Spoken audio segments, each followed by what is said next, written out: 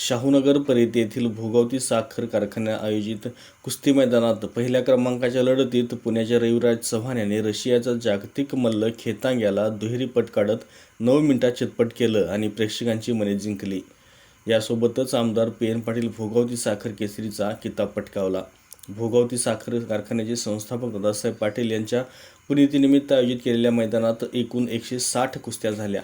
दुसऱ्या क्रमांकाच्या भोगावती कामगार केसरीसाठी कालीचरण सोलनकर आणि सतपाल सोनटक्के यांच्यात झालेली लढत तब्बल 36 मिनिटांनंतर गुणांवर घेण्यात आली.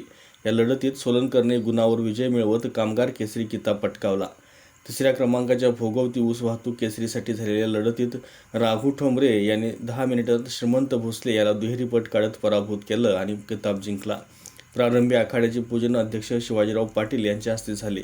यावेळी जिल्हा परिषदेचे माजी अध्यक्ष राहुल पाटील सडोलीकर, कारखान्याचे अध्यक्ष प्राध्यापक शिवाजीराव पाटील, उपाध्यक्ष राजाराम कवडे, सर्व संचालक, कार्यकारी संचालक सागर पाटील, जनरल मॅनेजर संजय पाटील, धैर्यशील पाटील कौलवकर, साखर कामगार संघटनेचे राज्याध्यक्ष तात्यासाहेब काळे यांच्यासह विविध संस्थांचे पदाधिकारी आणि कुस्ती शौकीन मोठ्या संख्येने उपस्थित होते.